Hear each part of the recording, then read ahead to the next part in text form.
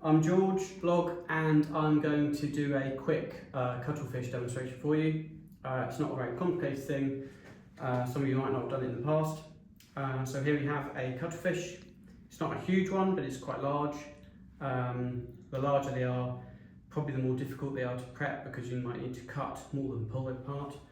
But I'm going to just show you how to get stuck into this.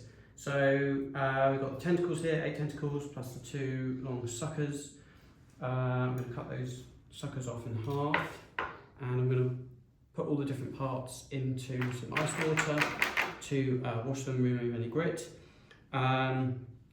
Also in the head you've got the beak, so I'm going to pull that out, and that goes to waste.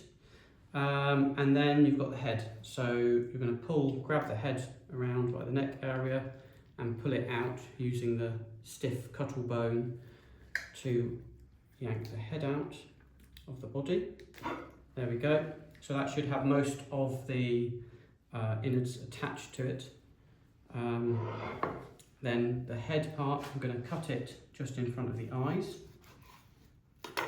So you're left with the tentacles.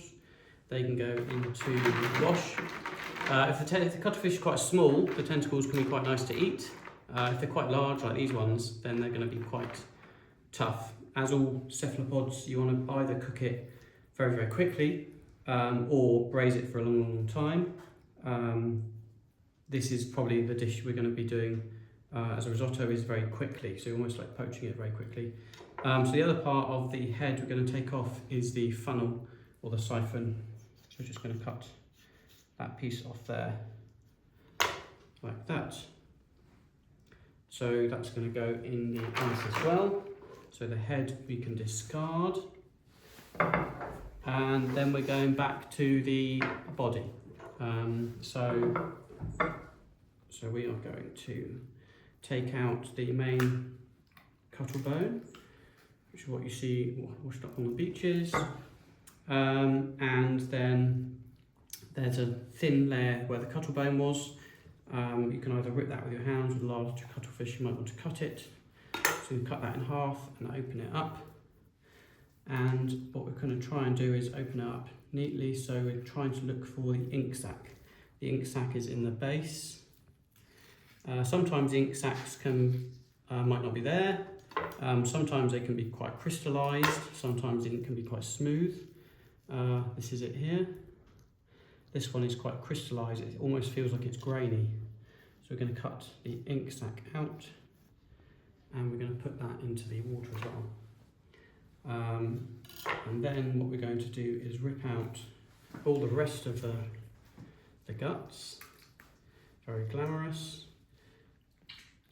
And then after that, a little bit more in there. After that, we're going to take the side fins off, which are just here at the base, and the skin on the belly side. So rip off the side fins, 2 side fins, and you'll remove this lovely piece of flesh. So this is the 2 side fins and the skin. And we're also going to put that into some ice water to give it a wash. So what we're left with here is the main piece of meat, and I'm going to trim that up quickly. Ripped it a bit there, it's okay. These little trims can also go in the ice water. And then also what we're going to just remove is these 2 little nodules, which are quite hard underneath. They're quite soft, part of the head. Lovely. And we're going to put that in the ice water. So, quick clean down.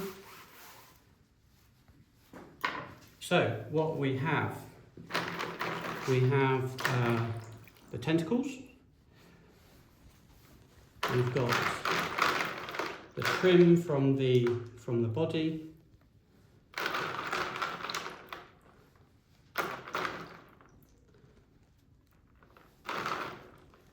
We've got the pieces of the long suckers.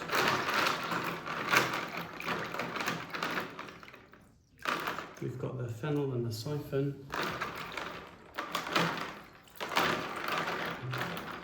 We have the fins and the skin on the back. We have the ink sac.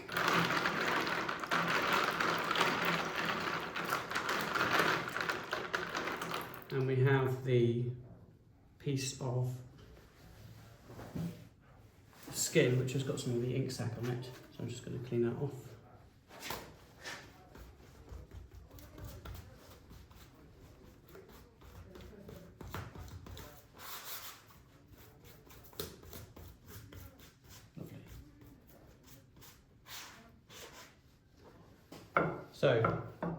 So the rest of it we've discarded. So all of these things here, the tentacles, the fins and the siphon, the trim, all these we can use as turn into a stock. As I said, if the cuttlefish is a bit smaller, you could use these parts, or you could even mince some of them. Mincing them is quite nice, but I suppose for our case we're going to just turn this into stock. And then you also have the main part of the cuttlefish. You can freeze this and you can slice it very, very thinly frozen. What I'm going to do is just cut off a few strips. And if you're turning this or adding it to a risotto, what could be nice is if you cut the cuttlefish into pieces that resemble the rice grains.